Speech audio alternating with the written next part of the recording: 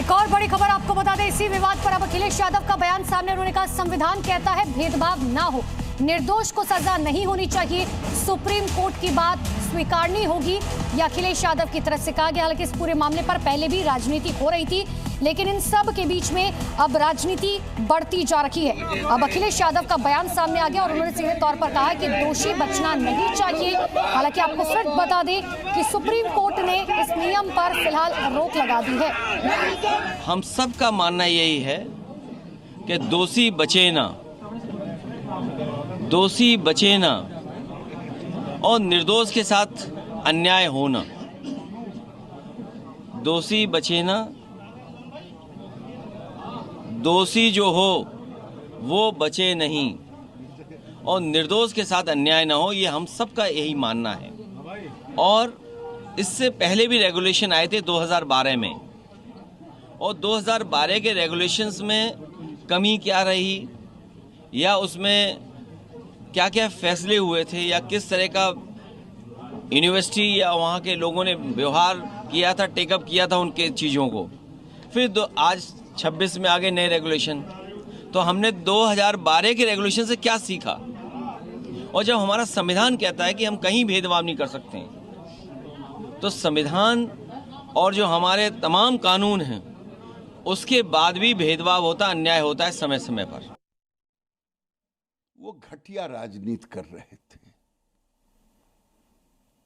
और कुछ लोग मुंह पिजा रहे थे। अरे हमारे लिए तो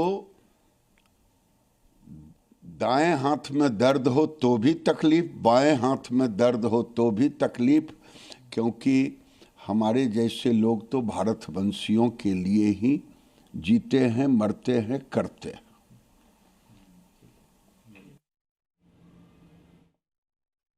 कोर्ट पर तो कोई कमेंट कर नहीं सकते, लेकिन ये सही है कि ये सरकार की मंशा ही ठीक नहीं रहती है। कोई नीति ऐसी नहीं होती कि सबको स्वीकार्य हो या